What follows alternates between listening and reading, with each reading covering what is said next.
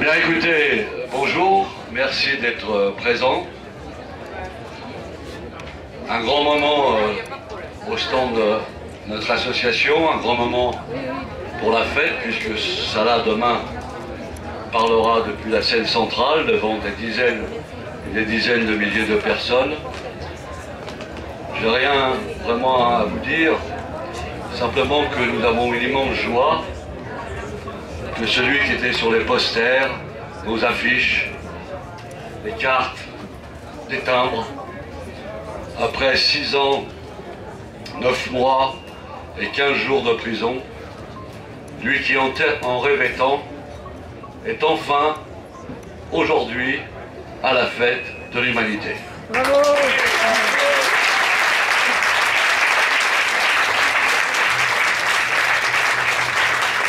Nous avons fait, avec Salah, a été libéré, vous savez, le 18 décembre, et sa peine courait jusqu'au 12 mars, donc il n'a pas pu sortir avant le 12 mars. Et normalement, 12 mars, il devait lui donner un visa lui permettant d'apposer sur son passeport français, puisqu'il est français. Ce visa ne lui a été délivré que le 2 avril, et Salah est venu le 3 avril à Paris pour remercier celles et ceux qui l'avaient soutenu, personnalités, simples gens comme on dit, alors qu'ils ne sont pas si simples. Et puis on a travaillé, on a fait des 1000 km ensemble, 70 réunions. Et puis il m'a dit, mais on n'a pas fait tout le monde.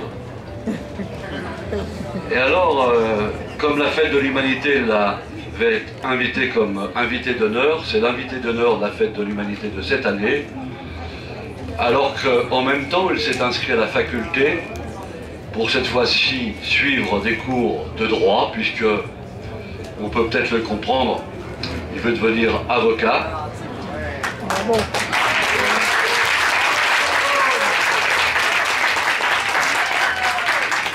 Alors il m'a dit, mais il faut quand même qu'on continue à aller voir toutes celles et ceux que je n'ai pas eu l'occasion de voir et que je veux absolument remercier.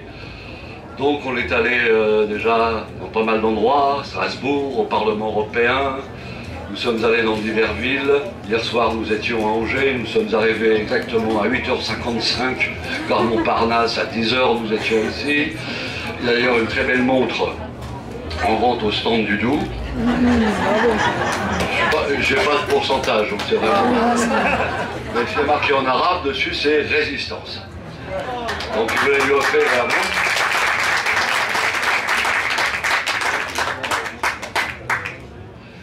Et puis, voilà, maintenant avec vous. Et puis on va repartir lundi. Si ma mémoire est bonne, c'est Montpellier. Je ne dirai pas forcément dans l'ordre volontairement. Montpellier, Perpignan, Alès, d'autres villes.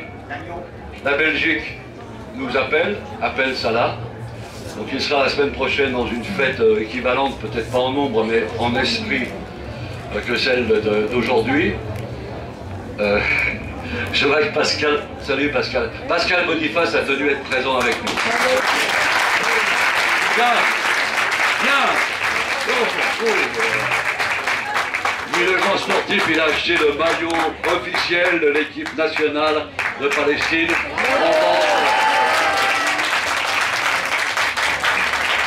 Bien, Pascal. Bien. Oh, j'en fous, Pascal. Bien. Bien. Et puis nous irons en Bretagne. Puis nous finirons par la Corse. L'île de Beauté, c'était tout indiqué, donc. Et puis il repartira, et puis il va maintenant s'atteler à ses études. Mais ce que je voulais surtout dire, c'est que c'est lui, qui a tenu à revenir parce qu'il n'avait pas assez dit merci à travers la France. Alors, merci Salah.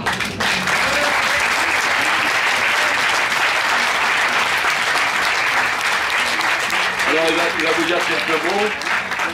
Je pense que ce sera très rapide, ça ne va pas satisfaire. Et donc vous allez poser des questions et il va vous répondre sur les conditions de détention des prisonniers, ses propres conditions, et puis ça donnera toute son ampleur, tout son impact politique à la campagne que nous avons décidé de lancer.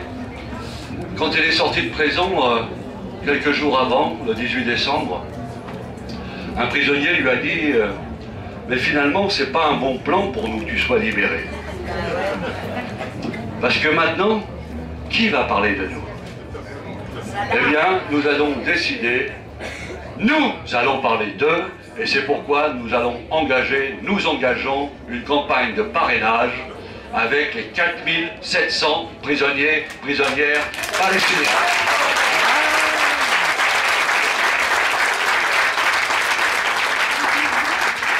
C'est pas vraiment moi qui suis intéressant, je le sais, pas la peine de le dire, je te passe la parole, Salah.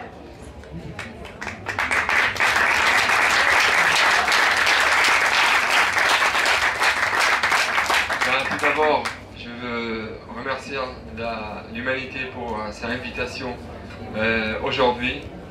Et surtout, je voulais vous remercier pour tout ce que vous avez fait pendant nos années de détention. Cet espoir que vous avez envoyé pendant des années et des années, le comité de soutien, les efforts qui étaient faits ici en France, c'était vraiment un exemple de la mobilisation et de la solidarité avec le peuple palestinien et avec les prisonniers palestiniens. J'espère qu'ensemble, on continuera cette démarche pour la libération de tous les prisonniers politiques palestiniens, parce que là, c'est à nous de les sauver, parce que cette occupation et la peur de cette mobilisation, de cette solidarité avec les prisonniers. Alors j'espère qu'avec vous, on continuera cette démarche et on arrachera surtout la liberté de tous les prisonniers palestiniens. Merci. Comment ça se passe pour les enfants qui sont emprisonnés dans les prisons israéliennes? D'autres questions? Oui, comment est-ce qu'on peut expliquer le blackout quasi total dans la plupart des grands médias français, à l'exception d'un journal d'Antenne 2, je crois, sur, non pas à sa propre initiative, mais à celle d'un acteur qui s'appelle François Cluzet, je crois. Pendant 6 ans, 7 ans presque, Salah a été emprisonné dans les conditions qu'on connaît partiellement, nous, bien sûr, de loin. Et c'était terrible d'entendre ce silence fracassant autour de son cas, alors que le président de la République de l'époque s'était engagé à aller chercher, il avait employé une formule de conquistador, là, je ne me rappelle plus exactement laquelle, tous les Français qui seraient détenus arbitrairement ou pas à l'étranger. La formule exacte, je dirais, au secours de tous les Français au travers la planète, et ceci, quoi qu'ils aient fait. Voilà, alors donc, comment expliquer le cas très particulier de Salah Hamouri, citoyen français dont les grands-parents habitent à Bourg-en-Bresse, hein, pas loin de chez nous là, et c'est quelque chose qui était dramatique, quoi. Hein, et il a fallu l'intervention de François Cluzet pour que pour la première fois, on consacre 3 minutes à peine au cas de Salah. سؤالي طبعا بدي تحكي شو السبب اللي بيخلي الأسرى الفلسطينيين انهم يضربوا داخل السجن الإسرائيلي على الطعام. J'explique pourquoi les prisonniers ils arrivent à déclencher, pourquoi ils déclenchent une grève de la faim dans les prisons.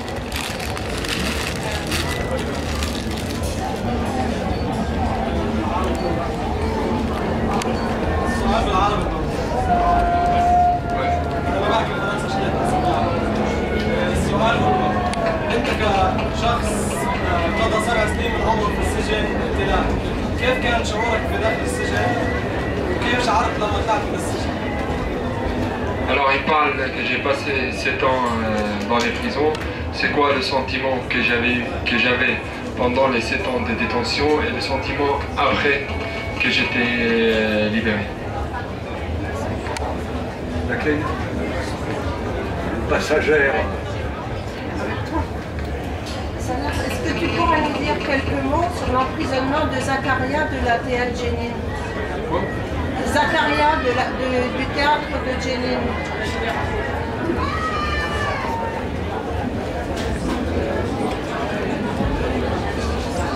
Bien, tu fais une première série de réponses, Salah? Après, éventuellement, on prendra. Vas-y, Salah. Tout d'abord, ce qui concerne la silence de la France, c'était clair que le dossier était jugé d'une manière politique totale. Moi, j'étais pas traité comme un vrai citoyen français par la France officielle. Alors la silence totale, c'était le feu vert le gouvernement de Sarkozy pour les Israéliens pour ma détention. Alors les silences totales, il était seulement brisé seulement après l'intervention de M. Clusier et la créée du comité de soutien qui a mis l'attention sur le gouvernement. Mais moi je savais que sans l'attention de la population française sur le gouvernement, le dossier il aurait resté tous les années dans les dossiers, dans les tiroirs fermés. Et jusqu'à la fin de ma détention, la France n'a rien fait officiellement pour essayer d'obtenir ma liberté. Alors, ce qui concerne le sentiment dans la prison et après la prison, alors le sentiment dans la prison, c'est des sentiments vraiment mélangés.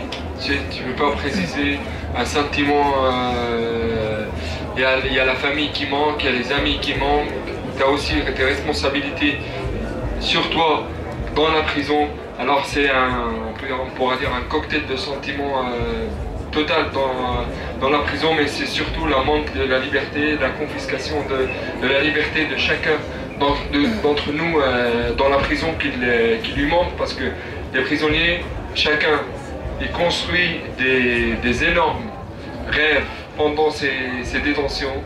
Ils rêvent tous les jours de ce qu'ils vont faire après la prison, c'est quoi les projets.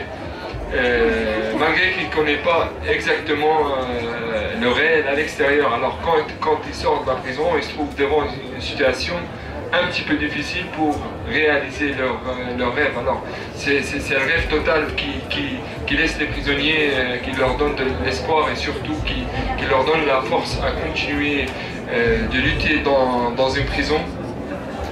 Et le sentiment après sortir de la prison, vraiment c'est une deuxième naissance pour les gens qui passent des années.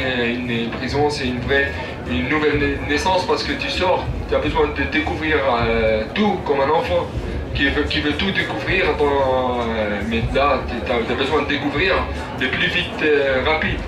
Donc quand on était en prison, il n'y avait pas ni Facebook, ni Twitter, ni le mur à côté de chez moi.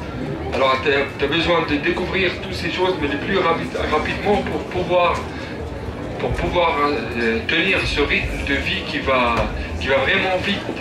Les dernières années, le rythme il est plus vite qu'avant. Alors c'est vraiment un sentiment que c'est pas facile de l'exprimer dans des mots. Alors le concerne des enfants.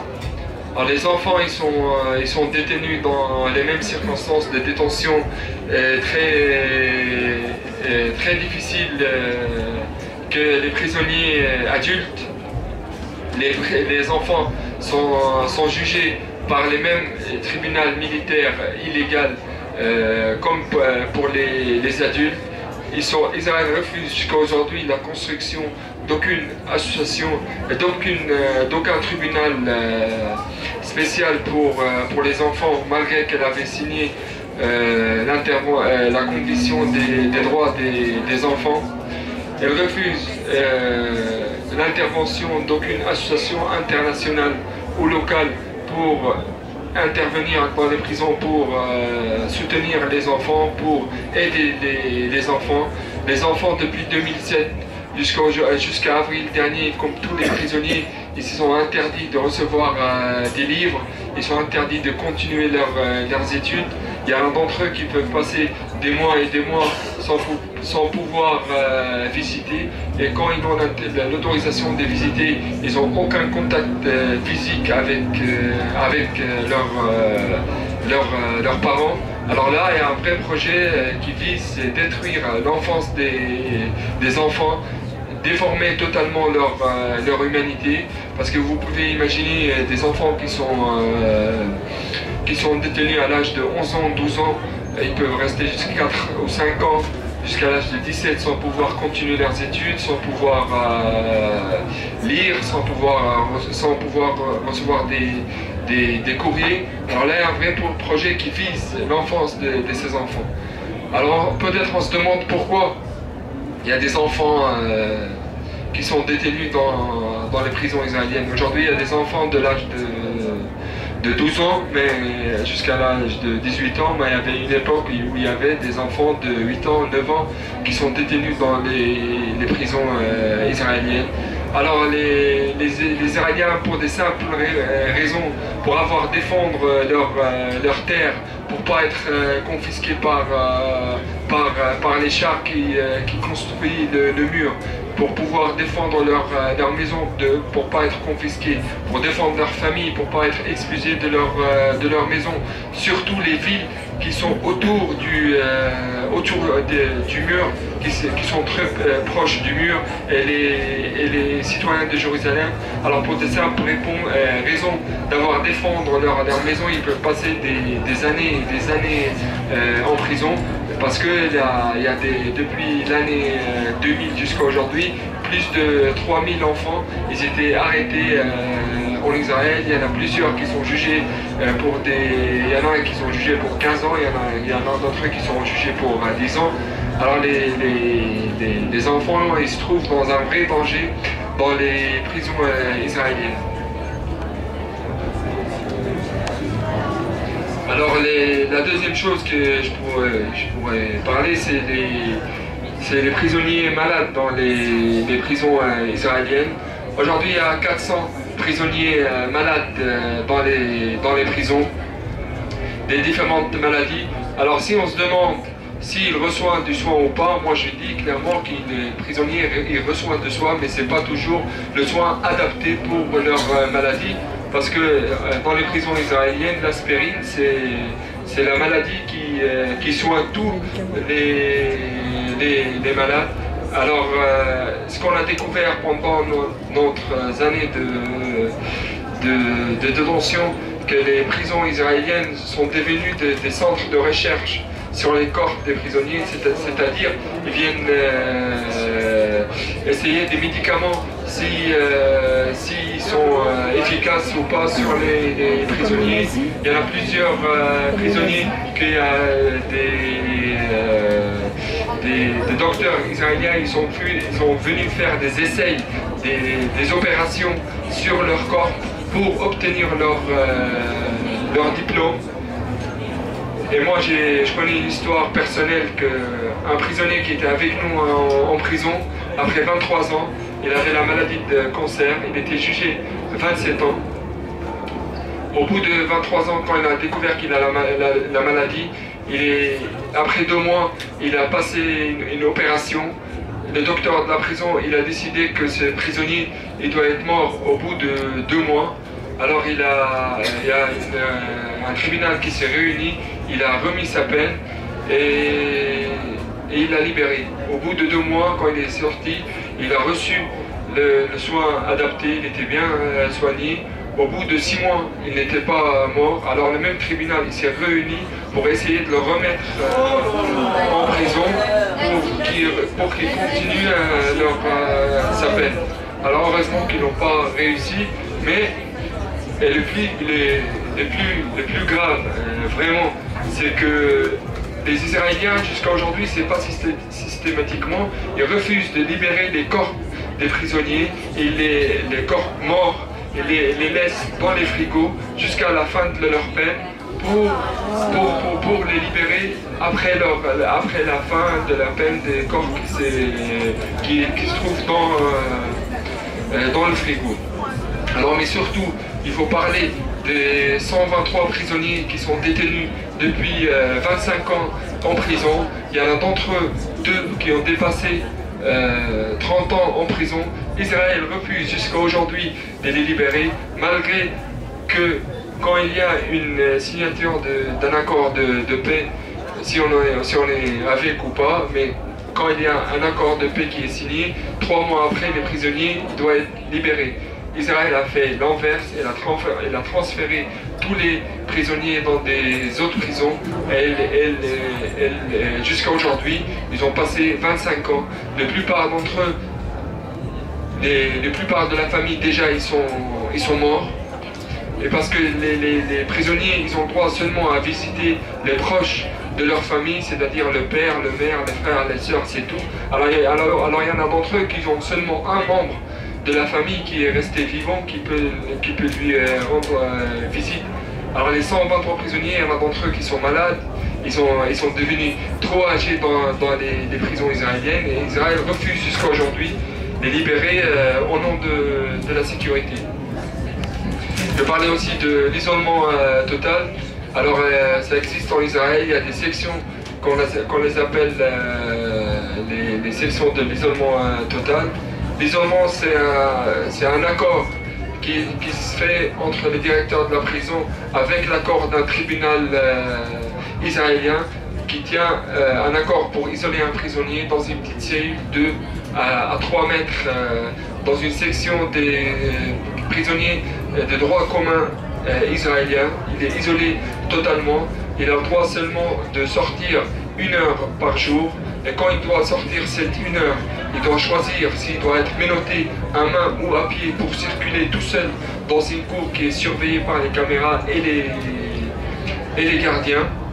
Et ces prisonniers qui se trouvent à l'isolement total, ils n'ont pas le droit de recevoir des livres, ni recevoir des lettres, ni envoyer des lettres, ni recevoir des visites. Alors c'est l'isolement total. Israël les isole totalement du monde. En 2008, il y avait un prisonnier, un handicapé mental qui était à l'isolement total. Il était mort au bout d'1 an dans son isolement parce qu'il ne recevait pas son soin psychologique. Il n'a pas soutenu l'isolement total qui est déjà très difficile pour un prisonnier normal. Alors pour les prisonniers malades, c'était vraiment plus grave, et au bout d'1 an, il était mort à l'isolement. Et une simple réponse il y avait des demandes pour savoir pourquoi il était mort. Une simple réponse qui était donnée par l'administration de prison, que ce prisonnier, c'est lui qui a mis fin à sa vie. Alors l'isolement total, c'est vraiment la mort lente par une décision de tribunal de tuer lentement les prisonniers qui se trouvent à l'isolement, parce qu'il y en a d'entre eux qui ont passé plus de 15 ans à l'isolement, il y en a d'entre eux qui ont passé 10 ans, mais vraiment grâce à la dernière grève de la faim en avril qui a duré 28 jours, les prisonniers ont pu obliger l'administration de la prison de faire sortir 22 prisonniers de l'isolement total, et là il en reste 2 à l'isolement. Je vais aussi parler des visites, comment ça se déroule les visites. Alors les visites, déjà tous les prisonniers sont obligés de visiter derrière une vitre avec un téléphone. Ils n'ont aucun contact physique avec leurs parents pendant toutes leurs années de détention. Les prisonniers, y compris les enfants, les femmes, tous les prisonniers, ils ont droit seulement à recevoir les visites par les proches des familles, c'est-à-dire le père, le mère, le frère, les sœurs, les enfants et la femme si le prisonnier il est marié. Ils n'ont pas le droit de visiter ni les cousins, ni les cousines, ni les amis, personne. Alors nous, quand on est sorti de la prison, on les a quittés, les cousins et les cousines à l'âge de 9 ans, 10 ans. Quand on est sorti, on les a trouvés jeunes, on ne se connaissait pas. Alors vous pouvez imaginer la situation pour les prisonniers qui passent 25 ans en prison et qui sortent, qui voient une génération entière qui a changé, une génération parce que quand ils étaient emprisonnés, après 25 ans, les jeunes, ils ne les connaissent même pas. Alors les visites, Israël a fait 3 catégories pour les visites. La première catégorie, c'est les prisonniers de Jérusalem.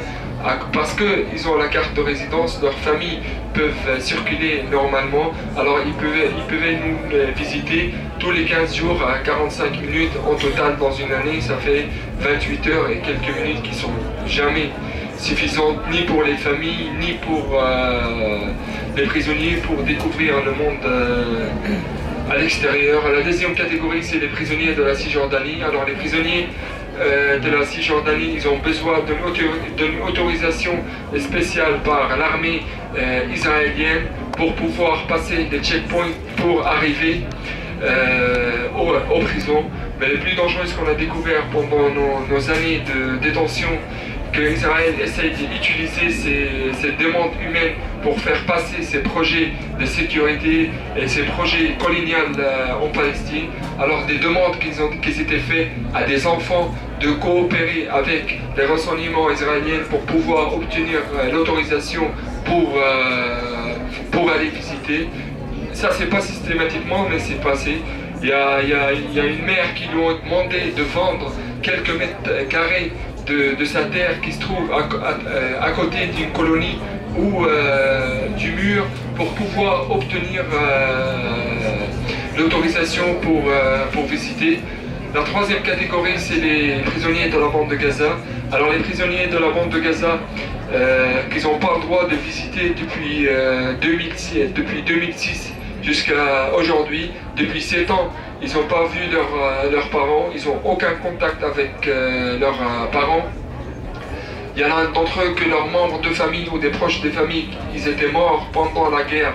En 2008, ils ont pu seulement les découvrir 4 ou 5 mois après. Il y avait des demandes qui étaient faites pour les directeurs de la prison seulement d'appeler à Gaza, toujours le même prétexte que Gaza elle est sous le siège et vous n'avez pas le droit de contacter Gaza. Mais surtout, je vais expliquer comment la visite elle-même, quand on obtient le droit à visiter, comment la visite elle-même, elle devient un moyen de torture pour les prisonniers et pour les familles.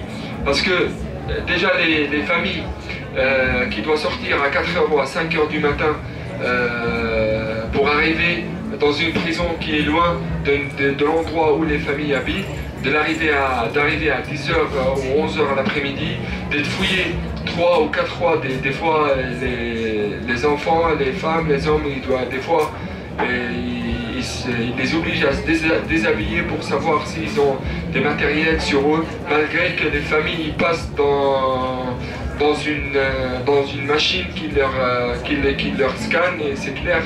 Ça se voit clair s'ils ont quelque chose ou pas. De l'autre côté, les prisonniers, ils leur font sortir une demi-heure avant la visite. Eux aussi ils sont menottés, ils sont fouillés jusqu'à l'arrivée dans la visite. Dans la visite, les prisonniers ne sont pas menottés. La salle de la visite elle est surveillée par 4 ou 5 caméras avec la présence de 7 ou 8 gardiens pour chaque 12 prisonniers. Mais parce qu'on visite derrière une vitre et avec un téléphone, on a découvert que les Israéliens ont enregistré toutes les paroles qu'on parlait avec les parents, tous les changements qu'on faisait avec les parents. Et des fois aussi, on a découvert que le renseignement israélien essaye d'utiliser la conversation qui se déroule entre les parents et les familles, s'il y a un problème familial, qu'on parte sur la visite, ou il y a un problème avec le prisonnier lui-même, ou il y a un problème avec les enfants, ils essayent d'utiliser ce truc, cette crise familiale ou cette difficulté de la prisonnier à l'extérieur pour mettre la tension sur la famille en disant si vous ne dites pas c'est qui les amis de votre fils, si on veut telle information, si vous ne dites pas, on va vous faire un scandale en publiant la conversation sur internet ou sur radio. Alors quand on a découvert ça pour les raisons de la sécurité pour nous et pour les familles, on ne discutait plus de nos sujets familiales, de nos sujets sensibles, et c'est comme ça, après 4-5 ans en prison, les familles et les prisonniers, ils deviennent peu à peu étrangers parce qu'ils ne parlaient pas, ils ne se connaissaient pas exactement qu'est-ce qui se passe avec les familles, avec la famille, avec les enfants. Alors nous, entre prisonniers, même après notre emprisonnement, on ne se connaît plus, on connaît notre petit frère ou nos petites sœurs qu'on les a quittés à l'âge de 10 ou 11 ans. Quand on est sortis, ils avaient 17 ou 18 ans, alors c'était un petit peu bizarre d'avoir une relation normale avec eux. Alors ça, c'est en bref les conditions de détention, mais aussi je veux parler de la vie quotidienne dans la prison, dans les prisons israéliennes. Alors déjà, nous, on est des prisonniers politiques palestiniens tout seuls. Mais les prisonniers, parce qu'ils connaissent bien les buts de leur détention, pourquoi Israël les met en prison.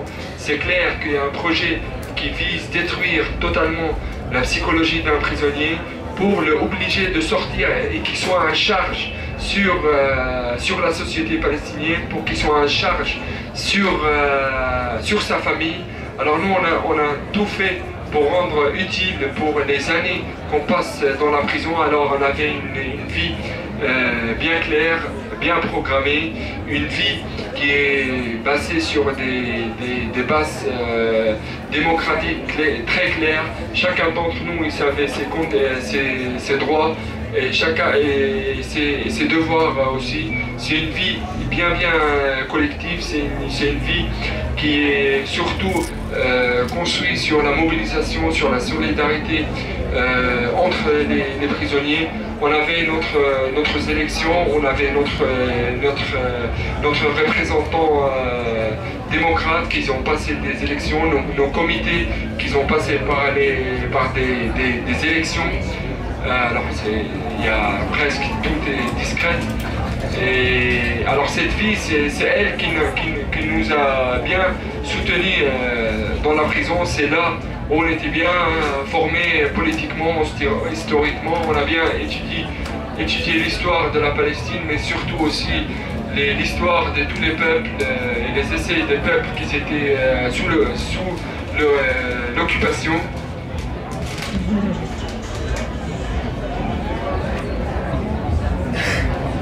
Alors cette vie, vraiment, c'est la vie collective, cette organisation magnifique, c'est elle qui nous a vraiment appris comment on efface le mot désespoir de nos vocabulaires.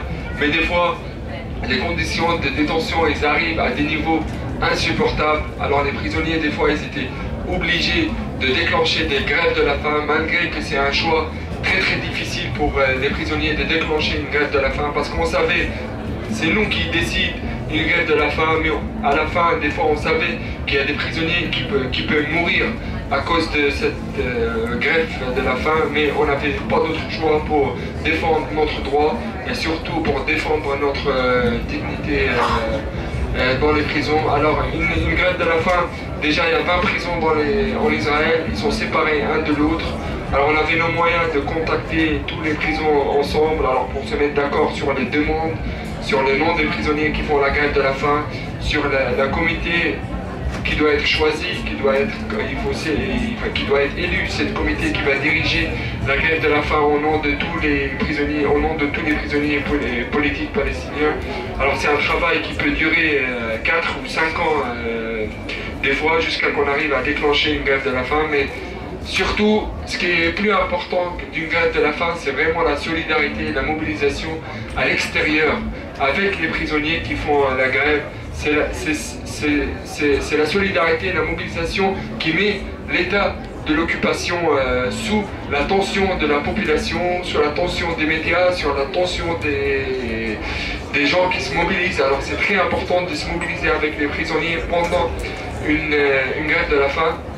Les Israéliens, ils ont beaucoup de méthodes pour essayer d'écraser cette volonté, d'essayer de finir cette grève de la faim. Il y en a plusieurs et plusieurs. Toutes les affaires des prisonniers, ils sont confisqués au bout du premier jour. Il leur reste un petit matelas, une serviette, une couverture, une pyjama pour se changer. Toutes leurs affaires se sont confisquées. Ils n'ont pas le droit de sortir à la cour, ils n'ont pas le droit de recevoir des visites, ils n'ont pas le droit de recevoir des visites des avocats. Ils commencent à transférer les prisonniers entre les prisons israéliennes pour qu'ils les obligent à perdre de l'énergie, pour qu'ils se cassent. Ils viennent fouiller les chambres qui sont déjà vides 4 ou 5 fois par jour en pleine nuit pour les obliger à sortir, pour marcher quelques mètres dans une cour pour qu'ils perdent de l'énergie, pour qu'ils arrêtent leur grève de la faim. Je me rappelle bien en 2010, il y avait 2 jeunes qui étaient avec nous, qui ont fait une grève de la faim de 22 jours. Et au bout de 20 jours, ils ont perdu au moins 22 kilos, ils ont arrivé à un état de santé très grave. Alors le directeur de la prison, il est venu, il a fait sortir les 4 jeunes, il les a isolés, et il a appelé les gardiens, il a appelé les prisonniers de droit commun israéliens, et avec eux, il a commencé de faire un barbecue devant leur cellule pour les obliger à sentir l'odeur de la viande, des oignons, pour les obliger à manger. Mais il y a une histoire qui sort pas de ma tête vraiment, malgré que c'est une histoire, peut-être elle a 30 ans, mais c'est pour imaginer que cette occupation, elle a des méthodes inimaginables pendant une grève de la faim.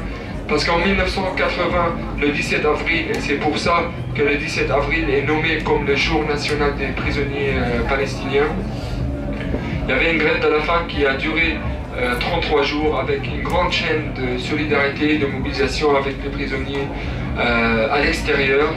Alors l'état de l'occupation, elle était vraiment sous la tension, et là il y avait une décision au niveau du gouvernement qui était pris pour arrêter la grève de la faim n'importe comment. Alors cette décision, elle était appliquée cette décision gouvernementale, elle était traduite par un directeur d'un prison. Il a fait sortir deux prisonniers dans une prison de la Sud pour les obliger à avaler du lait.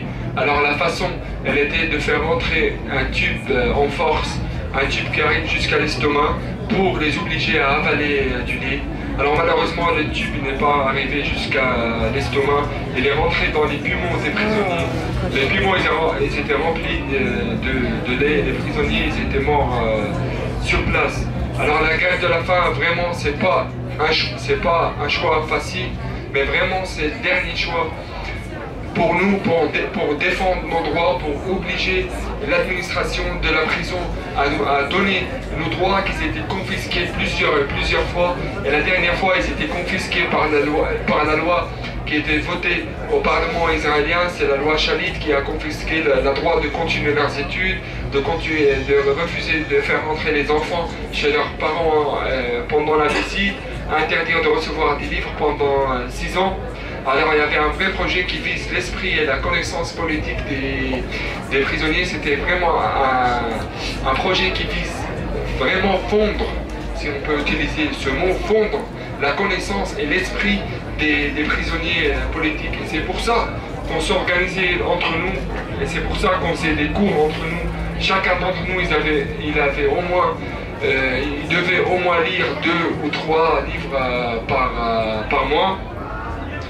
Mais là, je veux surtout, depuis la fête de l'humanité ici, parce que moi et mes camarades en prison, l'année dernière et celle d'avant, ont profité de quelques photos que ma mère m'a emmenées en prison.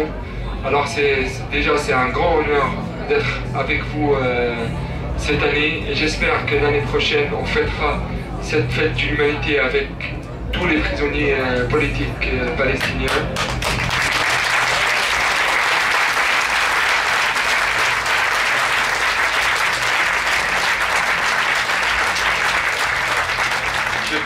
Je veux surtout les saluer d'ici, de la fête de l'humanité, parce que je sais comment ces vrais combattants, ils sont vraiment humains, qui défendent l'humanité et la valeur de l'humanité.